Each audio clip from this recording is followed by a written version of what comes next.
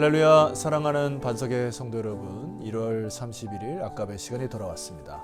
벌써 1월의 마지막 날이 되었지만은 또 하나님께서 2월의 새로운 날을 여실 것입니다. 오늘 말씀을 통하여서 하나님과 동행하는 복된 하루가 되기를 소망하면서 오늘 이 본문의 말씀을 열 때 제가 떠올랐던 한 신학자가 바로 폴 트립이라고 하는 분이었습니다. 이 폴 트립이 쓴 책 중에 지금 누리는 하나님의 나라의 글을 소개를 하고 함께 말씀을 좀 묵상해 보고자 합니다. 당신은 초월하도록 선택되었다. 자기만의 희망과 꿈이라는 경계를 초월하도록, 자기만의 계획과 목적이라는 경계를 초월하도록, 자기 가족과 친구라는 경계를 초월하도록 선택되었다. 자기가 생각하는 최대한의 영광을 초월하여 더 위대한 영광인 하나님의 영광과 만물을 새롭게 하시는 하나님의 역사에 참여하도록 선택받았다.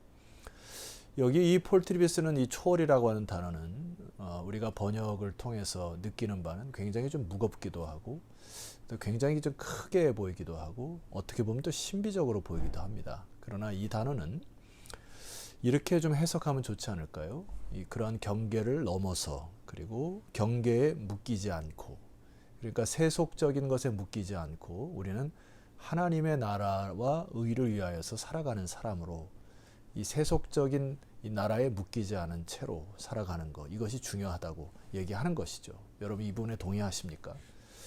그래서 오늘 이 본문의 이 말씀도 예수님이 사실 결론적으로 하시는 말씀을 먼저 여러분에게 선포하고 제가 좀 부연 설명을 드릴까 합니다. 여러분이 너무나 잘 아시는 마태복음 6장 33절의 말씀은 그런즉 너희는 먼저 그의 나라와 그의 의를 구하라. 그리하면 이 모든 것을 너에게 더하시리라 말씀하셨죠. 이 F.F. 브루스라고 하는 신학자가 여기 이 먼저라는 단어를 이제 부사를 두 가지로 해석을 하죠. 이 먼저는 이게 우선순위에 문제가 있다라는 것이죠. 너희가 모든 삶의 우선순위를 하나님의 나라와 의를 두어라, 이렇게 그 신학자가 설명한 부분이 있고요. 두 번째는 이것을 온리라고 설명을 드렸습니다. 이것은 오로지 전심으로 그의 나라를, 그의 의를, 하나님의 나라와 의를 먼저 여러분들이 힘을 쓰고 있느냐. 그러니까 이것은 방향의 문제고 목표의 문제이고 우선순위의 문제인데 그렇게 살아갈 때 우리는 삶의 초월을 할 수 있다라고 하는 것이죠. 자, 그래서 34절에 보시게 되면은 그러므로 이렇게 결론을 짓게 되는데 내일 일을 위하여 염려하지 말라. 내일 일은 내일이 염려할 것이요 한날의 괴로움은 그날로 족하니라. 여기 염려라고 하는 단어 말입니다. 이게 메림나우라고 하는 단어인데 이거는 이제 합성어예요. 마음이 나누어진다, 부서진다, 깨어진다, 쪼개진다, 이런 뜻입니다. 근데 이제 메림나우의 어원을 둔 그 헬라어의 어원을 둔 이제 영어를 보게 되면 이제 여러분들이 월이라고 하는 단어 기억하시죠? 이것은 앵글로색슨어에서 보면은 이것은 숨통을 조인다. 사나운 짐승이 초식 동물을 숨통을 조일 때 쓰는 단어로 유래가 됩니다. 그러니까 이 염려가 찾아올 경우에 우리는 굉장히 호흡하기도 곤란하고 마음들이 나눠지기 때문에 무엇에 집중하기가 어렵다. 주님께서 내일을 위하여 염려하지 말고 내일이 염려하도록 놔둬라, 이렇게 말씀을 하신 것이죠. 이거를 이제 유진 피터슨이 해석한 그 성경에 보게 되면은 이 초반에 굉장히 중요한 메시지가 있습니다. 34절을 풀어 설명한 건데요. 하나님께서 바로 지금 하고 계신 일에 온전히 집중하여라. 33절 34절 내일 없을지도 모르는 일로 동요하지 말라. 어떠한 어려운 일이 닥쳐도 막상 그때가 되면 하나님께서 감당할 힘을 주실 것이다. 하나님께서 바로 지금 하고 계신 일에 온전히 집중하는 것이 중요하다고 하는 이야기죠. 그래서 지금 하나님께서 관심 두고 하나님의 뜻을 둔 것에 집중하기 위하여 예수님께서 그 앞에서 구체적으로 설명하는 장면이 이제 19절 이하에 나오게 됩니다. 자, 19절을 먼저 읽어드릴게요. 너희를 위하여 보물을 땅에 쌓아두지 말라. 거기는 좀과 독록이 해하며 도둑이 구멍을 뚫고 도둑질 하느니라. 여기 독록이라고 하는 건 녹이 쓴다는 얘기인데 이 땅에 물질을 쌓아두게 될 경우에 좀이 슬거나 녹이 슬고 혹은 한 번에 다 날아가기도 한다. 그러니까 주님께서 말씀하는 내용은 20절 말씀 보면은 오직 너희를 위하여 보물을 하늘에 쌓아두라. 거기는 좀이나 동록이 해하지 못하며 도둑이 구멍을 뚫지도 못하고 도둑질도 못하느니라 하시면서 내 보물이 있는 그곳에는 내 마음도 있느니라 했습니다. 이 땅의 보물의 마음이 뺏겨서 계속 그 재물을 쌓아둘 경우에 거기에 마음이 쏠려버리기 때문에 하나님의 선하신 뜻과 하나님의 나라에 대해서 서서히 관심을 갖지 않게 되고 새하늘과 새 땅에 대한 소망에 대해서 소망을 잃어버리게 되고 여전히 이 땅에 마음이 빼앗기게 되는 것을 경계하라고 하는 것이고요. 이 말은 너희들이 이 땅에 살면서 돈을 벌지 말라고 하는 것이 아니라 돈을 축적함으로 인하여 그것이 나의 힘의 근원이나 소망의 근원이 되는 것을 거부해라. 삶의 목표가 되게 해서는 안 된다라고 하는 것입니다. 왜냐하면 그 물질이 여러분의 인생의 목표와 방향을 잃어버리게 할 가능성이 있는 힘이 되기 때문에 그렇다고 얘기하는 것이죠. 그러면서 예수님께서 말씀하신 그 시선에 대해서 말씀하시는데 22절 말씀 보게 되면은 눈은 몸의 등불이니 그러므로 내 눈이 성하면 온몸이 밝을 것이요. 23절 눈이 나쁘면 온몸이 어두울 것이니 그러므로 내게 있는 빛이 어두우면 그 어둠이 얼마나 더하겠느냐. 여기 눈은 몸의 등불이다고 말씀을 하시고요. 눈이 성하면 이런 뜻을 메시지 성경을 보면은 네가 경의와 믿음으로 눈을 크게 뜨면 내 몸은 빛으로 가득해진다. 그러니까 너의 시야를 어떤 것을 보느냐에 따라서 그 눈을 크게 뜨고 진정으로 보여지는 것이 내 몸이 빛으로 가득 채워질 것인데 반대로 눈이 나쁘면은 내 눈이 어두우면은 내 눈이 곁눈질하면 메시지 성경에 보면은 이 세상의 탐욕과 불신으로 가득 차버리게 되면은 내 몸은 음습한 지하실이 된다. 그러니까 결과적으로 여러분의 눈을 통하여 여러분의 인생 자체가 여러분 몸 자체가 어두운 지하실처럼 나락으로 떨어지게 된다라고 하는 것이죠. 그러니까 여러분 지금 여러분들이 시야로 무엇을 바라보는 초점이 어디 있는가가 너무나 중요한 것이죠. 요즘에 제가 읽고 있는 책이 이제 이엔 바운즈의 기도라는 책인데 그 내용 가운데 계시록 4장 6절에 나온 것을 이제 설명하는 것을 제가 읽고 여러분에게 잠깐 설명드릴게요. 계시록 4장 6절을 보면은 성경 말씀 이런 표현이 있습니다. 보좌 앞에 수정과 같은 유리바다가 있고 보좌 가운데와 보좌 주위에 네 생물이 있는데 앞뒤에 눈들이 가득하더라. 제가 계시록을 설명드릴 때 말씀드렸죠. 여기 네 생물의 등장이 있는데 여기 네 생물들이 갖고 있는 독특한 특징이 뭐냐면 앞뒤에 눈들이 가득했다. 이런 표현이 되어 있습니다. 자, 이 이엔 바운즈가 설명한 이 눈에 대한 부분을 이렇게 설명하거든요. 그 묘사에는 시력의 명료도, 명암도, 완전함도 들어있다. 경계와 깊은 통찰, 즉 인지 능력이 들어있다. 마음의 눈이 열리는 것을 기도를 통해서이다. 은혜의 신비를 분명하고 깊게 이해하는 것이 기도를 통해서 이루어진다. 이 생물들은 눈이 가득하더라. 이렇게 표현되어 있는데 가장 고귀한 생명의 형태는 이성적이다. 다른 영역에서와 같이 무지는 영적인 영역에서도 창피스럽고 열등한 것이다. 기도는 하나님을 볼 수 있는 눈을 제공한다. 기도한다는 것은 하나님을 보는 것이다. 기도 생활은 안팎의 지식을 갖추고 있는 것이다. 밖으로 몹시 조심하고 안으로는 매우 조심하는 것이다.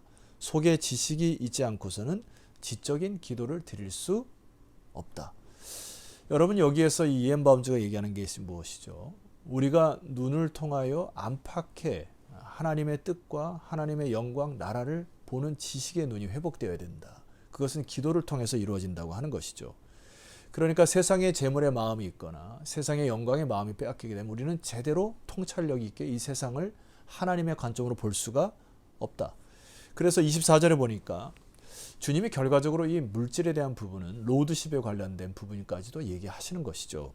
읽어드리겠습니다. 한 사람이 두 주인을 섬기지 못할 것이니 혹 이를 미워하고 저를 사랑하거나 혹 이를 중히 여기고 저를 경히 여김이니라. 너희가 하나님과 재물을 겸하여 섬기지 못할 것이다. 25절 그러므로 내가 너에게 이르노니 목숨을 위하여 무엇을 먹을까 무엇을 마실까 몸을 위하여 무엇을 입을까 염려하지 말라. 돈이 결과적으로 주가 될 경우에 또 다른 염려가 찾아오지만은 하나님이 로드십, 왕권이 회복될 때에 비로소 너희들의 염려를 주님께서 제거하실 것이다.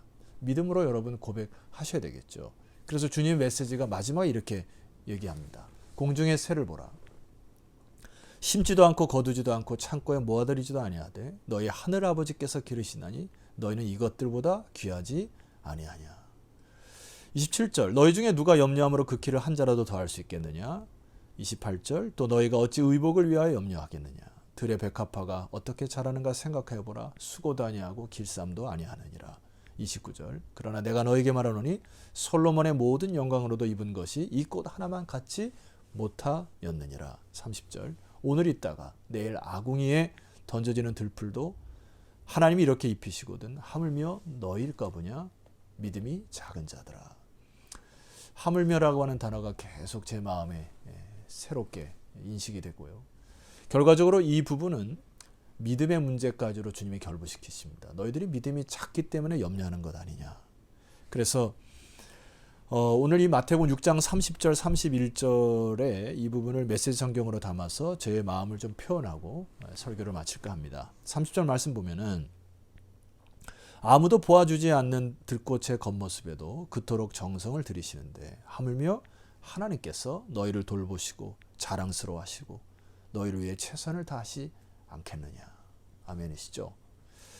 자, 31절 이하에 보게 되면은 그러므로 염려하여 이르기를 무엇을 먹을까 무엇을 마실까 무엇을 입을까 염려하지 말라. 이는 다 이방인들이 구하는 것이고 이거는 너희 하늘 아버지께서 이 모든 것이 너에게 있어야 할 줄을 아시느니라. 이렇게 말씀하셨고요. 유진 피터슨 목사님의 설명에 의하면은 나는 지금 너희로 여유를 갖게 하려는 것이며 손에 넣는데 온통 정신을 빼앗기지 않기 위해서 베푸시는 하나님께 반응하도록 하려는 것이다.